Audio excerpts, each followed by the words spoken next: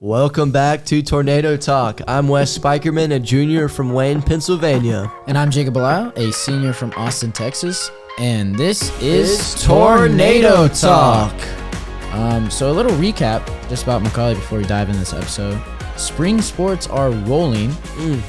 How's the soccer team doing, Wes? Soccer team's doing pretty good, I'd say. Good? Yeah. It's a lot of fun. Got new equipment and everything, so. Oh, there you go. Yeah. Some bags. Rolling. Some bags. Yep. That's so always nice. we're rolling. Lacrosse team didn't get that, but we are rolling because we're gritty. We don't need all the glam. That's what we like to say. But to welcome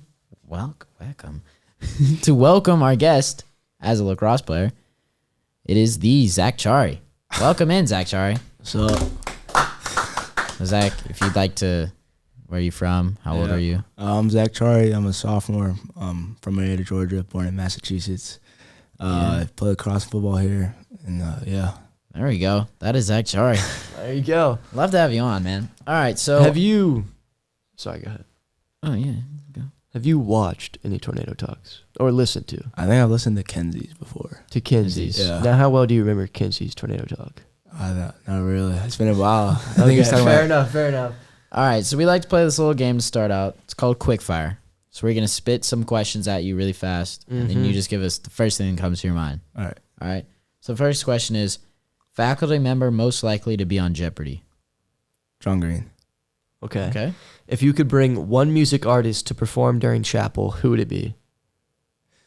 NBA Youngboy. Yeah, NBA. Don't let me say that. What is your go-to bookstore snack? The chocolate chip muffins. Chocolate chip Okay, muffins. yeah. Okay. Football? And a drink or no drink? Body Armor Gold.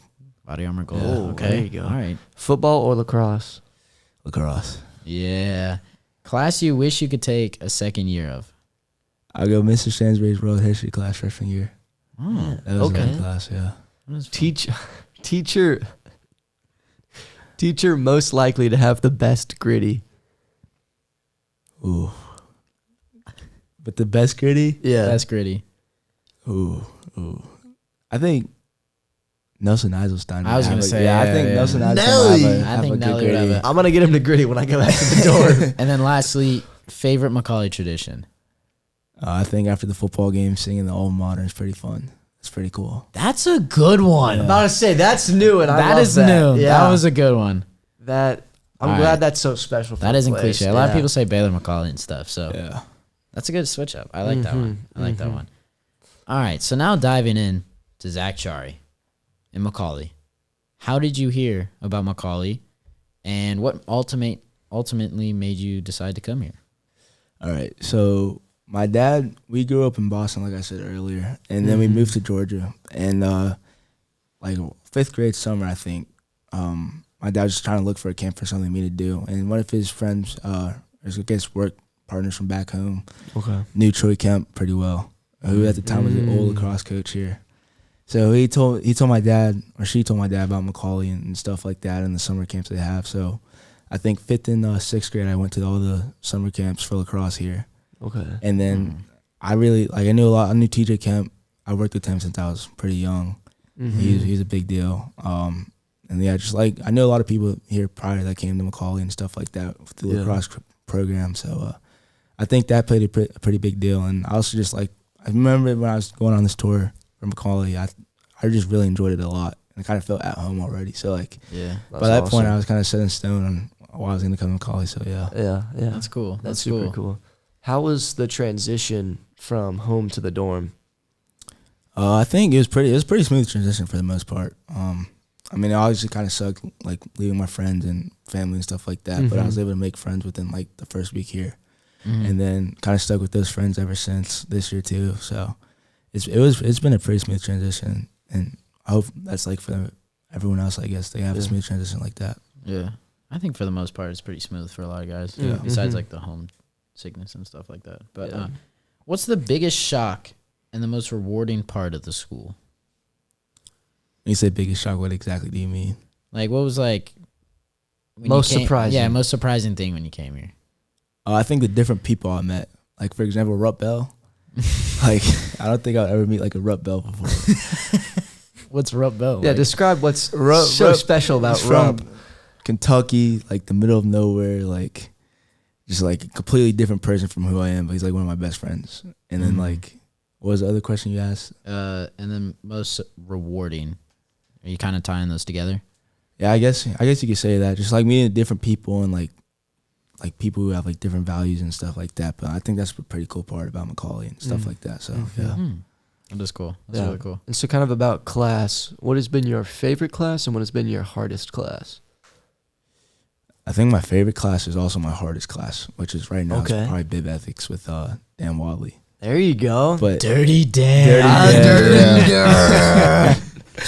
Yeah, I think I don't know. I think there's something about that philosophy part and just like learning about like the Bible and stuff and like different like philosophy. I don't even know how to say it. Philosophies. Philosophical. Like, Yeah. ideas and stuff like that. So I think it's been pretty fun. What's the cave one? Have you learned that one yet? Yeah, we did that a while ago. Yeah. That was pretty cool. I don't remember the cave one. It's like man in the cave or something. Yeah, it was like Plato, I think. Oh, like where you only illustrating see it. what's put on the wall. Yeah, it's like yeah, transparency, yeah. a little bit of transparency there. That is crazy.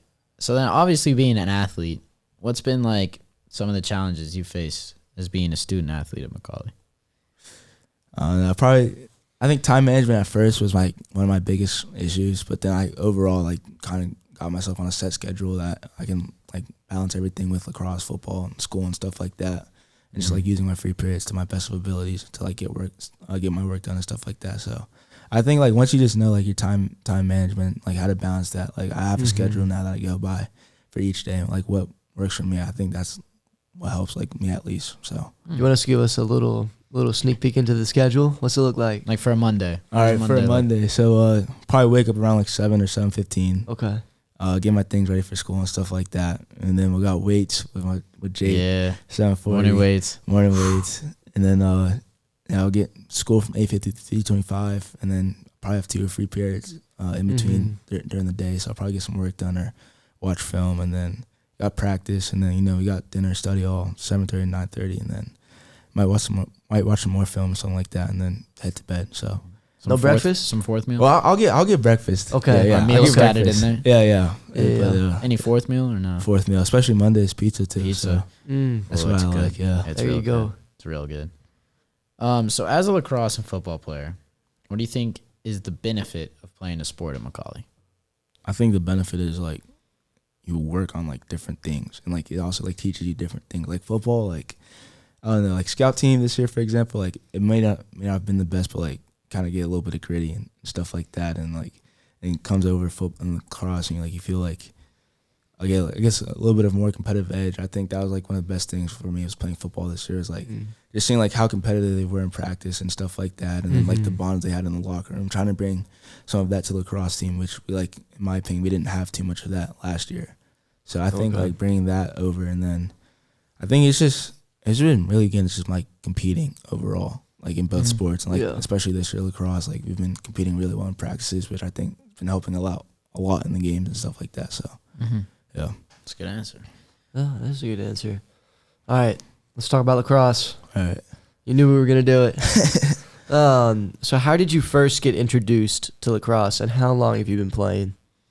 All right, so like I said, I was born in Massachusetts. So when I was younger, I was kind of just looking for something to do in the spring when I was younger, like kindergarten, first grade, and it just happened to be that all my friends were playing lacrosse, and then my dad, who plays a pretty big role, he's from Zimbabwe. Like I'm pretty sure they have no lacrosse there. Yeah. So he where we lived was right across the lacrosse field, and there was like a summer camp going on, and my dad sees one of the high school players walking, and we're in the car. We're going, so I don't know where we're going, and he stops by, and it's kind of weird, and he asks this guy like, "How can I get my son in lacrosse? Like, how do I get in this camp?"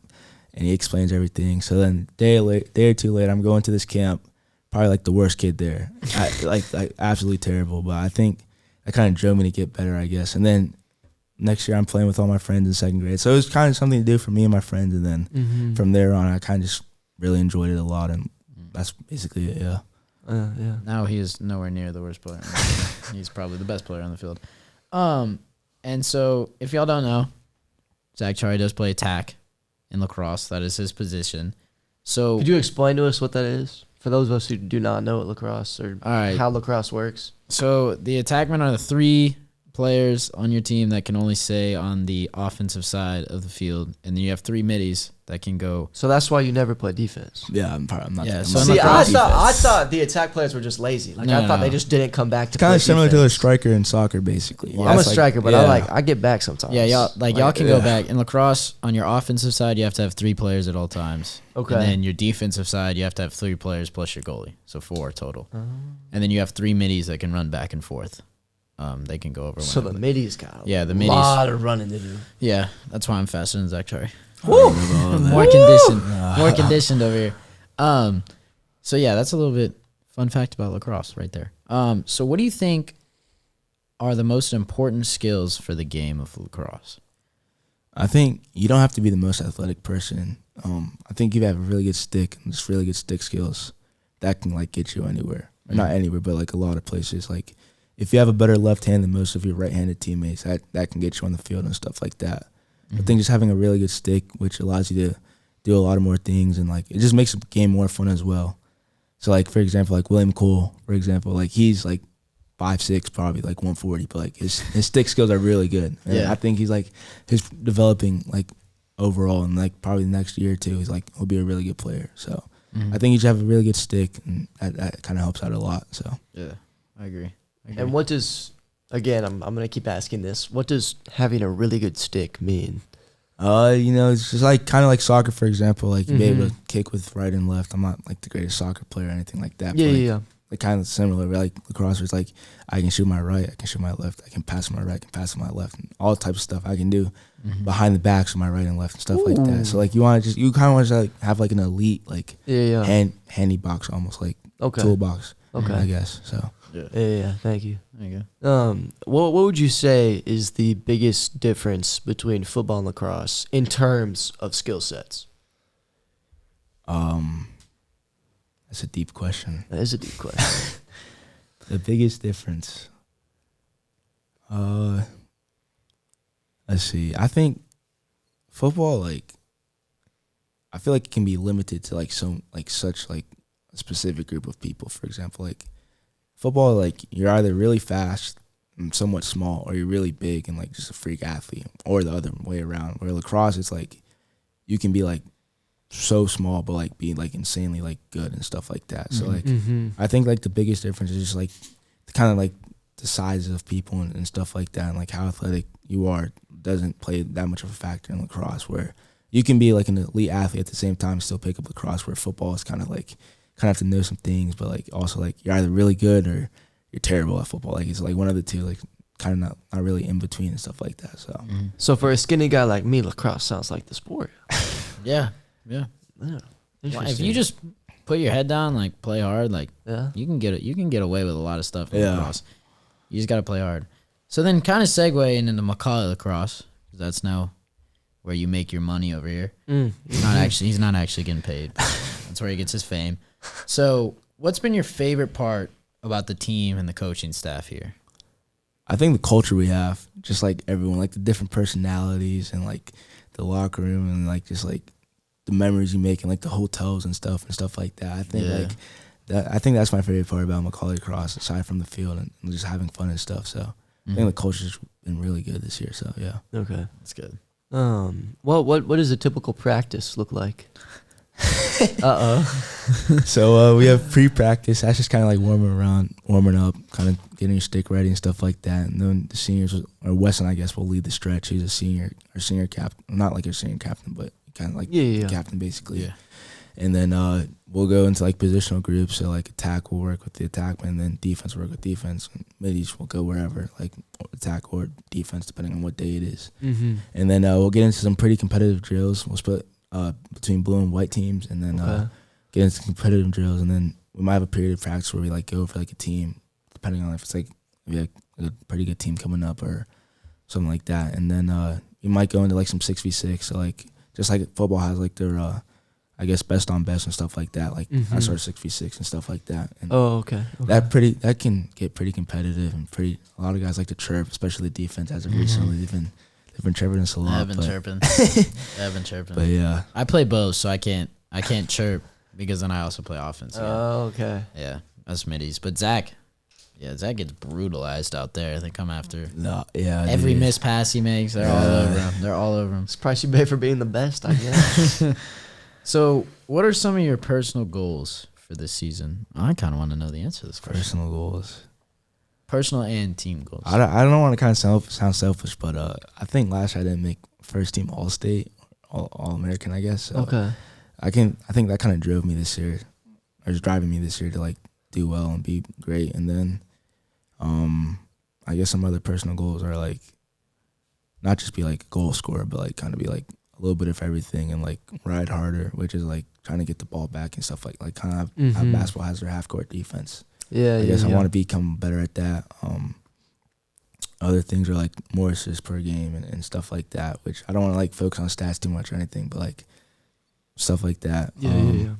And then team goals, obviously, like we all want to win a state championship, but I think kind of starts with like the culture and like how guys are treating each other and stuff like that. So I think just trying to have like the best culture, which I think we've done a pretty good job so far this year. Obviously, we have like some things to work on and stuff like that, but trying to have a good culture, like a team culture this year, and just kind of one that like leads on for the next like 5-10 years and stuff like that. So yeah. And so I guess to tie on with the culture, how would you say the team's relationship off the field has been so far? I think it's been great, like real good.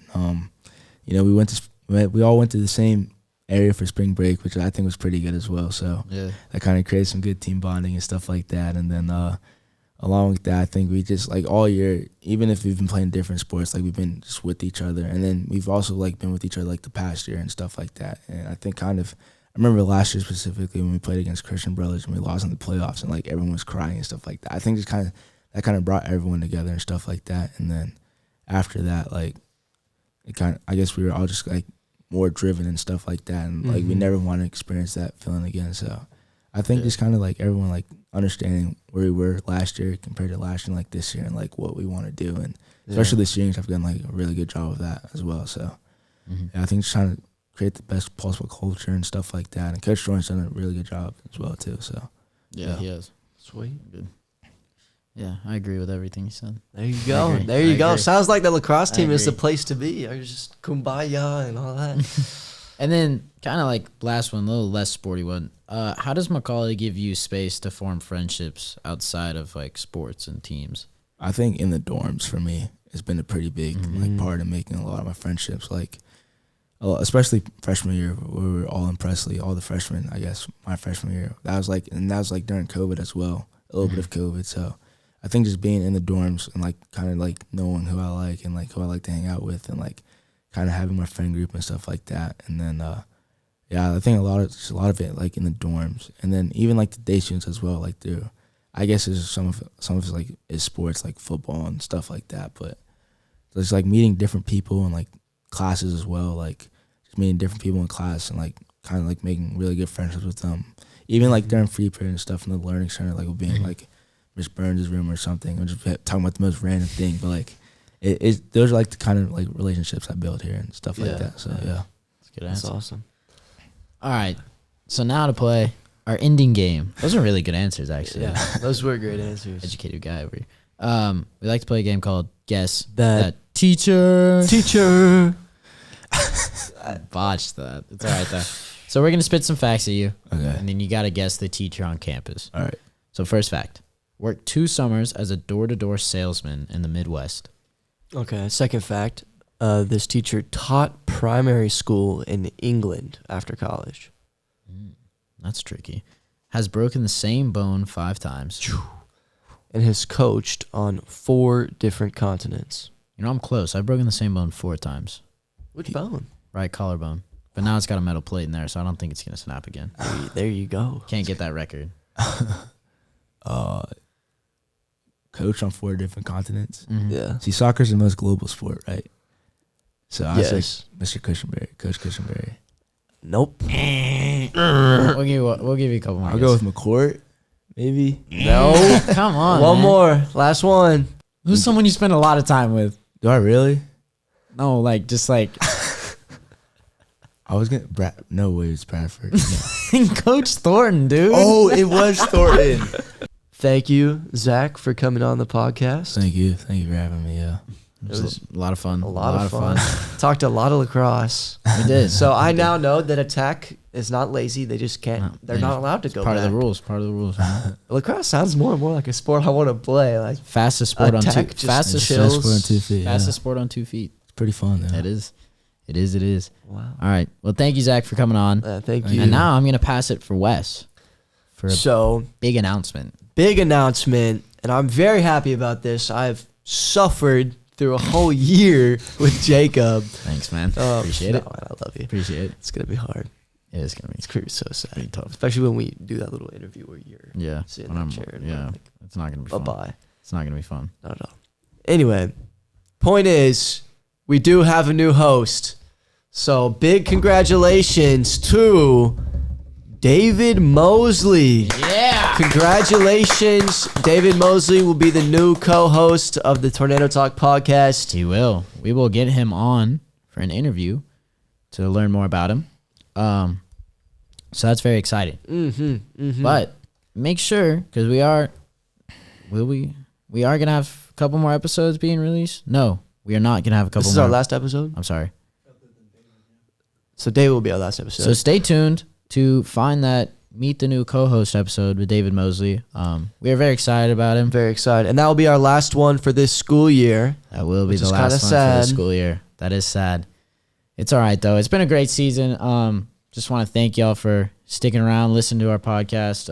We love making them. Love hearing y'all's feedback about them. Yeah. Be sure to comment, like and comment, and all that. Share it. Let everyone know about it. Next season, even bigger and better.